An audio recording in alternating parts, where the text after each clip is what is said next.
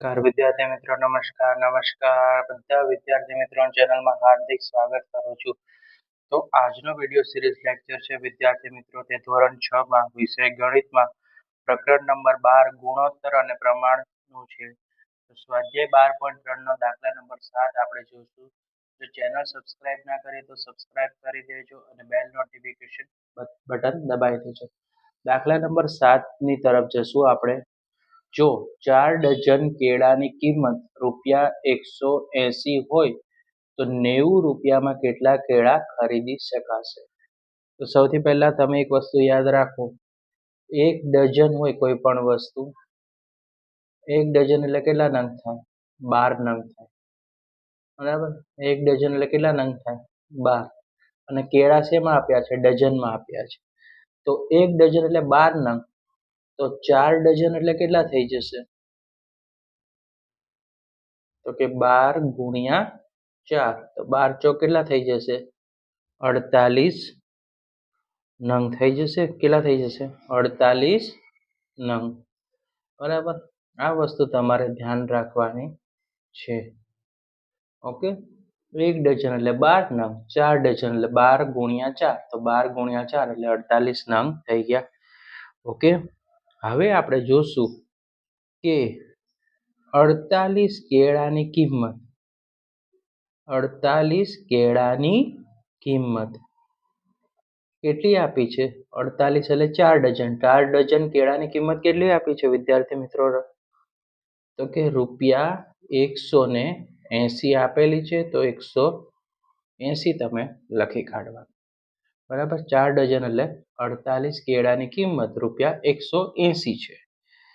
તો હવે આપણે એક કેળાની કિંમત શોધશું. તો એક કેળાની કિંમત, તો એક કેળાની કિંમત આપણે શોધવાની છે, રાઈટ. તો સૌથી પહેલા આપણે અહીં રૂપિયાનું ચિહ્ન લગાડી દઈશું. 180 છે, 48 કેળાની કિંમત અંશમાં જશે અને 48 કેળા છે એ ક્યાં જતા રહેશે? છેદમાં જતા રહેશે. બરાબર. 180 રૂપિયા અંશમાં આવશે અને કેળા ક્યાં આવશે? છેદમાં આવી જશે. ઓકે. ચલો હવે આપણે કામ કરીશું. આનો પ્રમાણ શોધી નાખશું. 180 ના છેદમાં 48. બરાબર. તો હવે 180 ના છેદમાં 48 આનું ગુણોત્તર પ્રમાણ આપણે શોધી નાખીએ. તો કે 15 ગુણ્યા 12, 15 ગુણ્યા 12. બરાબર. આનું સાદું રૂપ આપો 180 નું, તો 15 ગુણ્યા 12 અને 12 ચોક કેટલા થઈ જશે? તો અહીંયા 4 ગુણ્યા 12 પણ કરી શકો. 4 ગુણ્યા 12. ઓકે. તો 12 શું થઈ ગયા? ઉપર નીચે ઉડી ગયા. તો જવાબ શું આવશે? 15 ના છેદમાં 4. અહીંયા રૂપીસનું ચિહ્ન લગાવવું જરૂરી છે. બરાબર. 48 તો સાદું રૂપ 4 ગુણ્યા 12. બરાબર. 12 ઉપર નીચે ઉડી ગયા એટલે રૂપીસ બરાબર 15 ના છેદમાં 4 આવી ગયો. ઓકે. તો હવે આપણે લખશું કે રૂપિયા 15 ના છેદમાં 4 માં મળતું કેળું કેટલું મળે? કેળા 1. ઓકે. 15 ના છેદમાં 4 રૂપિયા આપો તો મળતું કેળું 1. તો આપણે કેટલા કેળાનું શોધવાનું છે? 90 રૂપિયામાં મળતા કેળા કેટલા ખરીદી શકાય? તો 90 રૂપિયા છે તો આપણે 90 લખી નાખશું. રૂપિયા 90 માં મળતા કેળા, તો કેળા 90 લખવાના ગુણ્યા.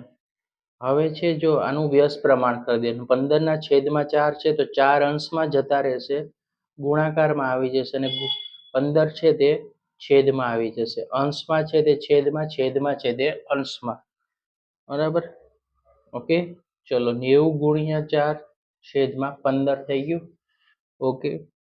હવે જુઓ આપણે કૌંસ ખોલી નાખશું. તો 90 ગુણ્યા 4 ના છેદમાં 15. ઓકે, તો હવે જો 15 છક કેટલા થઈ જશે? 90 થઈ જાય. 15 ગુણ્યા 6 એટલે 90 થઈ ગયા. બરાબર, તો 15 15 શું થઈ ગયા? ઉડી ગયા. તો વધ્યું શું? તો કે 6 ગુણ્યા 4. તો 6 ગુણ્યા 4 એટલે કેટલા થશે વિદ્યાર્થી મિત્રો? 24 થશે. કેટલા થઈ જશે? 24. ઓકે, તો લખી શકીએ કે ₹90 24 કેળા ખરીદી શકાય.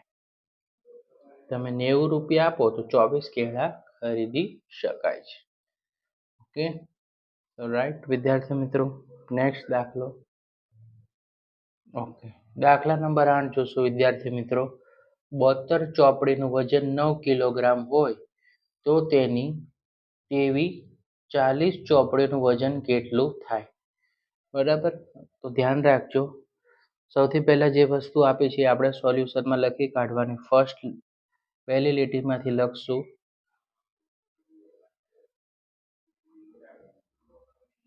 72 ચોપડીઓનું વજન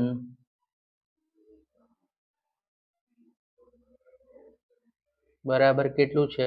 9 કિગ્રા. જો કિગ્રા છે તો કિગ્રા જ લખવાનું. 72 ચોપડીનું વજન 9 કિગ્રા છે તો આપણે લખવાનું વિદ્યાર્થી મિત્રો. હવે જોવાનું કે આપણે કેટલી ચોપડીનું જુએ છે? એક ચોપડીનું વજન જુએ છે. તો એક ચોપડીનું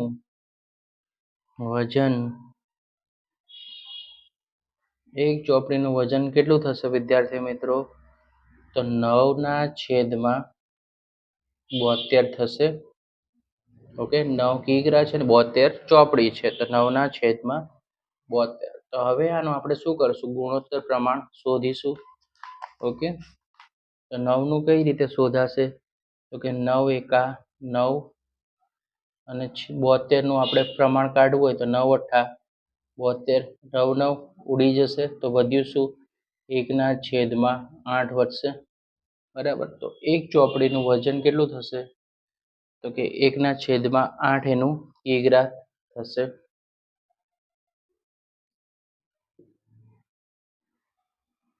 બરાબર, પ્રમાણ કાઢતા આવડવું જોઈએ. હવે આપણે એક ચોપડીનું વજનનું કાઢ્યું. હવે 40 ચોપડીનું વજનનું કાઢશું. 40 ચોપડીઓનું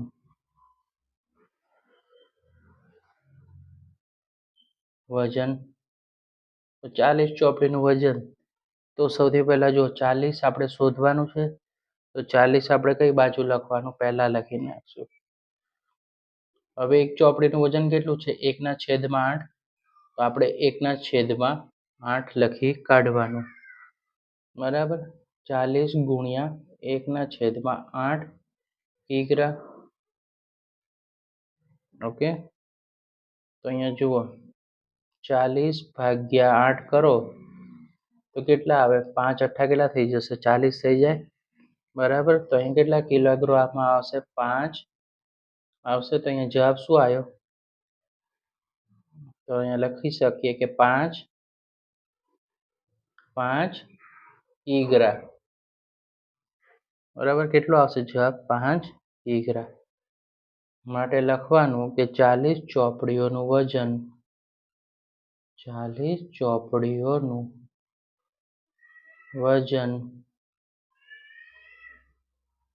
5 કિગ્રા થાય. ઓકે વિદ્યાર્થી મિત્રો, રાઈટ. તો વિડીયો પસંદ આવે તો વિડીયોને લાઈક કરી દેજો, ચેનલને સબસ્ક્રાઈબ કરી દેજો અને વિડીયો તમારા મિત્રો સુધી શેર કરી દેજો. Like, share and subscribe. Next વિડીયોમાં આપણે મળીશું. Thanks for watching.